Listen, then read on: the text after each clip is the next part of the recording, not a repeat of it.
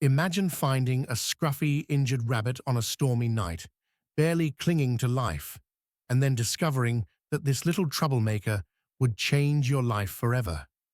This isn't just a story about a boy and a rabbit. It's about resilience, chaos, and an unexpected bond that will make your heart melt.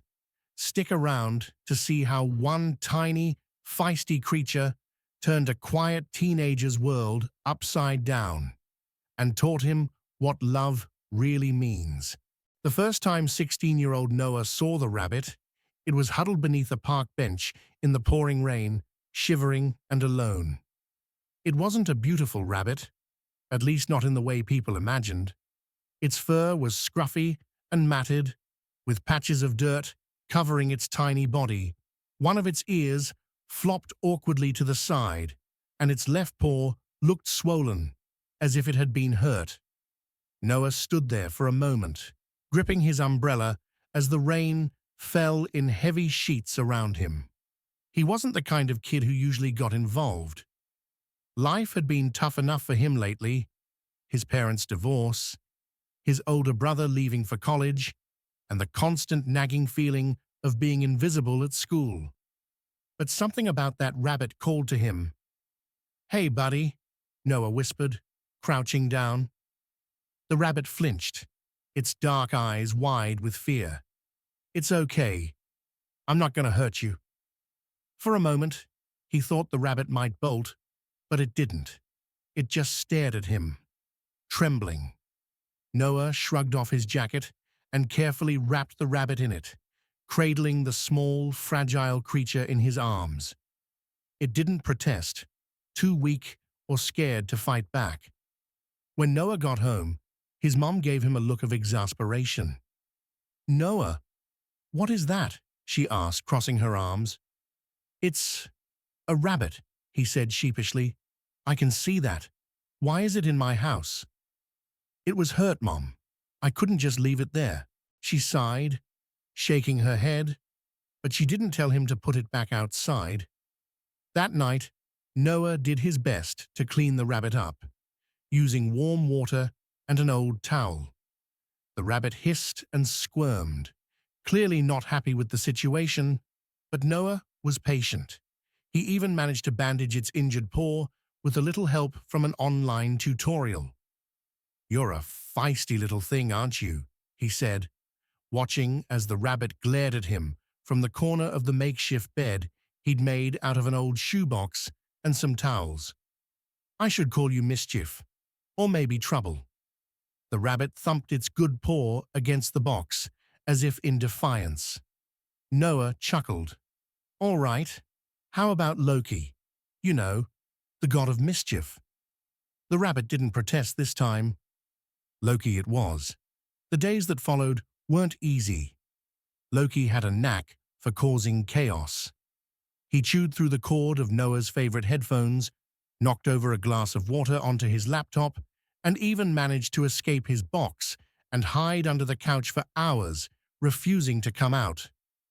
"You're impossible," Noah muttered one night, staring at the rabbit as it sat smugly in the middle of his bed.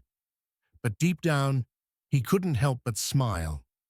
Despite the trouble Loki caused, Noah found himself growing attached. He started looking forward to coming home from school, where Loki would be waiting, thumping his paw, or hopping excitedly around the room. The rabbit, for all his mischief, had become a bright spot in Noah's otherwise lonely days. But one evening, Loki took a turn for the worse. He refused to eat, his tiny body shaking as he lay in his box. Noah panicked, calling his mum for help. They rushed Loki to the nearest animal hospital, where the vet explained that the rabbit had likely been sick or injured for a while before Noah had found him. "He's a fighter," the vet said, offering a small smile, "but he's going to need a lot of care and patience." Noah nodded, tears stinging his eyes. "I'll do whatever it takes. Just, please don't let him die." The next few weeks were a blur of vet visits, medicine schedules, and sleepless nights. Noah spent hours sitting by Loki's side, talking to him, stroking his fur, and whispering promises that everything would be okay. There were moments when Noah thought he might lose him, when Loki's tiny body seemed too weak to keep going, but the rabbit surprised him every time. Slowly but surely, Loki began to recover. One evening, as Noah sat on his bed, Loki hopped onto his lap, something he'd never done before. The rabbit nuzzled against him, letting out a soft, contented sigh. "You're not so bad, you know," Noah said, his voice thick with emotion, maybe even a little lovable. Loki thumped his paw, almost as if to say, "I know." By the time Loki was fully healed, he and Noah were inseparable. The mischievous rabbit still caused his fair share of trouble, knocking over cereal boxes, shredding homework, and stealing socks. But Noah wouldn't have it any other way. Loki had taught him something important, that even in the midst of chaos and heartache, love could grow in the most unexpected places.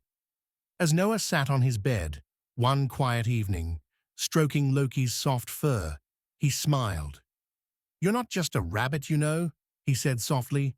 "You're family." And from the way Loki leaned into him, his dark eyes shining with trust, Noah knew the feeling was mutual.